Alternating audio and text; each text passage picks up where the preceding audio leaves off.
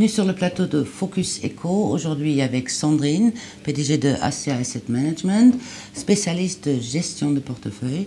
Et nous avons invité aujourd'hui pour cette émission Bruno Rosenblum, ostéopathe et directeur à l'école à l'Institut Wingate.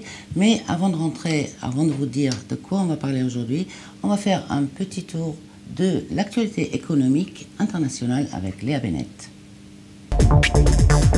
Bonjour à tous. Le G20 s'attaque à la fiscalité des multinationales.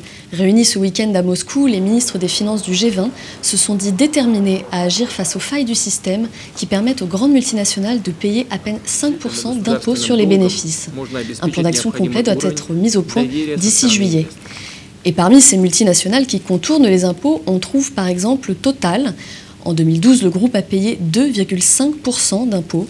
C'est peu, mais c'est toujours mieux qu'en 2011, où le groupe n'avait tout simplement pas payé d'impôts sur les sociétés. Amazon surveillerait et exploiterait ses intérimaires en Allemagne. Le commerçant en ligne est accusé d'intimider ses employés saisonniers, de fouiller leurs affaires et d'avoir recours à une société de sécurité employant des néo-nazis. Du côté d'Amazon, on récuse ces accusations en bloc. Le gouvernement allemand a demandé l'ouverture d'une enquête. En pleine guerre des monnaies, le G20 s'est contenté de demander à ses membres de s'abstenir de procéder à des dévaluations compétitives. Une mise en garde diplomatique à l'adresse de Tokyo qui fait la sourde oreille. Le yen repart à nouveau à la baisse, reculant face au dollar et à l'euro. Depuis plusieurs mois, le Japon mène en effet une politique d'affaiblissement du yen, facilitant ses exportations au détriment de l'Europe. Les salariés de la compagnie aérienne Iberia sont en grève depuis ce matin et jusqu'à vendredi. Les personnels protestent contre la suppression annoncée de plus de 3800 postes. Reconduit en mars, ce mouvement de grève pourrait coûter entre 50 et 100 millions d'euros à Iberia. Retour sur le plateau avec Sandrine et Bruno. Je vous disais ostéopathe et directeur à l'Institut Wingate. On va parler aujourd'hui de la médecine, de l'impact économique de la médecine, de la sécurité sociale des caisses maladies. On le sait, ils sont tous en déficit, quasiment toutes, en Europe, dans les pays développés, en Israël, miracle. Ils sont légèrement déficitaires, mais ils se tiennent très bien, n'est-ce pas? Oui, le système en Israël est différent du système dans les autres pays. On va comparer avec la France qu'on connaît bien. Donc en fait, en Israël, il y a plusieurs caisses de maladie. Chaque personne va choisir sa caisse de maladie, où il va souscrire, où il va payer tous les mois pour faire partie de cette caisse. Et effectivement, le système, on va en parler plus longuement, est quand même assez différent. Ils arrivent quand même à s'en sortir avec des déficits relativement faibles, effectivement. Bien, et on va parler surtout de la médecine parallèle, la médecine naturelle, alternative, on l'appelle aussi. En réalité, un des pistes pourquoi la médecine, le système médical en Israël n'est pas trop déficitaire, est-ce que ça peut être que la médecine alternative est prise en compte, ça veut dire on l'utilise comme prévention? Je pense quelque part qu'il y a un impact économique à ce niveau-là, puisque les copotrolimes ont rentré pas pour des considération idéologique de philosophie des médecines alternatives, mais plutôt pour un côté économique. Ils ont vu que leur population avait un intérêt important pour ces médecines douces, alternatives, peu importe comment on les appelle. Donc depuis 15-20 ans, ils ont rentré de façon assez importante dans certaines copotrolimes, je pense même dans toutes, des possibilités d'être traités de façon alternative. Pour le côté plus économique qu'autre chose, parce que il y a une recherche, les patients eux-mêmes payent quelque chose à la coupa elle-même, donc il y a un apport économique certain. Et d'un côté, ils ont peut-être dû se rendre compte aussi qu'il y avait une certaine... que les médecines alternatives aidaient les gens et permettaient donc d'éviter des médicaments trop chers ou des opérations. Des graves maladies, des opérations. Voilà. Voilà. En réalité, on utilise la médecine naturelle pour économiser de l'argent à long terme, c'est ça? Oui, c'est un service en plus en fait que les caisses maladies donnent. Donc c'est vrai qu'en Israël aujourd'hui c'est assez à la mode de faire de l'acupuncture, d'aller chez son ostéopathe parce que ça marche bien et qu'on se rend compte que finalement les médicaments de confort n'existent pas trop en Israël. C'est pas quelque chose auquel les médecins classiques croient. Donc si on a un rhume, on tousse, Le médecin ne va pas nous donner un sirop en Israël. Il va plutôt nous dire attends, quelques jours, ça va passer.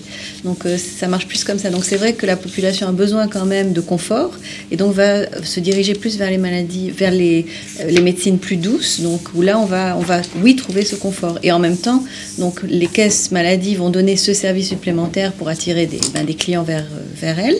Et en plus, elles vont gagner de l'argent. Donc c'est vrai que pour un client qui n'a pas beaucoup d'argent, qui n'a pas envie de dépenser beaucoup d'argent, mais qui a quand même envie d'avoir accès à ce type de médecine, c'est super et il va forcément utiliser sa caisse maladie. D'ailleurs, on peut dire Israël a un système de santé extrêmement développé. Très pointu. Très pointu. Et d'ailleurs, comme Israël est high-tech, très développé en high-tech, c'est pas seulement les drones ou les écrans plats, c'est surtout le high-tech médical. Non, absolument. C'est un secteur... biotechnologie, on est extrêmement bon. Tout ce qui est maladies difficiles, tout ce qui est soins de pointe, on est extrêmement bon. Effectivement, en Israël, à ce niveau-là, il y a également beaucoup d'étrangers qui viennent, même des pays arabes, pour se faire soigner en Israël quand ils ont besoin d'avoir une opération vraiment de pointe, une chirurgie beaucoup plus précise. Souvent, on les voit dans nos hôpitaux. Vous êtes un spécialiste en ostéopathie. Il y a l'acupuncture, l'ostéopathie, il y a plein de secteurs. L'ostéopathie, en fait, c'est vous traitez les os et en fait, vous évitez aux patients ou aux caisses maladies de faire des opérations lourdes derrière. En tous les cas, on essaye, hein. Ça ne marche pas à tous les coups, bien sûr, mais on arrive, je pense que s'il y avait une vision préventive, comme les médecines devraient l'être, les médecines alternatives ont une vision préventive, on arrive à éviter des problèmes, et on peut éviter aussi, ça arrive, et je pense à des patients que j'ai eus, qui avaient déjà une date pour une opération, et en quelques traitements, ils sont sortis de la liste d'attente pour l'opération. Justement, on reçoit d'ailleurs, on en parlait juste tout à l'heure, des coups de téléphone de Maccabi, une des caisses maladies, systématiquement. Absolument. Pour nous proposer la Maccabi TV, qui est en fait la Maccabi naturelle, médecine naturelle, tout à fait. Et c'est pas très cher en fait, ça coûte à peu près la moitié du prix sur le marché. À peu près, oui. À peu près, oui. Donc ça veut dire qu'il y a quand même une certaine subvention par l'État, non ? Je sais pas comment les coupotes se débrouillent, mais bon, il faut dire aussi quelque part que les traitements en médecine alternative dans les coupotes, ils demandent un certain rendement, c'est-à-dire qu'ils demandent un traitement toutes les 20 minutes à peu près. Oula. Alors que les traitements de base chez un ostéopathe, c'est à peu près 40 minutes, donc si on regarde au niveau proportion du prix temps, ça revient à peu près à la même chose. Je pense que ça aide la population qui a moins de moyens d'avoir quand même accès à cette médecine douce. Ouais. Je pense que c'est important pour cette couche de la population. Est-ce que ça peut être la piste pour les caisses sociales qui sont quand même déficitaires à des milliards en Europe, d'utiliser plus ce genre de médecine pour justement ne pas avoir des déficits énormes? Je pense que je peux donner une réponse. Je me rappelle, il y a une trentaine d'années, quand j'ai commencé ma carrière, j'ai commencé en France. Les chiffres qui tournaient à l'époque, c'était que les médecines alternatives, le fait qu'il existait les médecines alternatives réduisait les coûts pour le service de sécurité sociale français. De combien? Je pense que c'était à l'époque de 5 milliards de francs nouveaux, bien sûr, ce qui fait à peu près 800 millions d'euros, à peu près aujourd'hui, disons 1 milliard d'euros. Il y a 30 ans. Je parle il y a à peu près 30 ans. Ouais. Donc aujourd'hui, toutes les médecines ensemble, c'est-à-dire l'acupuncture, tout ce qui existait à l'époque en France aussi. Bien sûr. Donc ça peut être une explication pourquoi le système israélien, qui est quand même très développé, on ne peut pas dire... Je ne pense pas que c'est une explication, mais c'est un des petits éléments de plus qui va permettre, oui... Et je pense que c'est intelligent de la part de la médecine israélienne de se diriger davantage vers ces médecines alternatives. Pas seulement sur un plan économique. Non, pas seulement tout à fait, sur un plan humain aussi. D'ailleurs, la biotechnologie, la médecine, etc., on a d'ailleurs une des plus grandes, ou la plus grande société pharmaceutique d'Europe ou du monde. En générique, c'est Teva, ouais.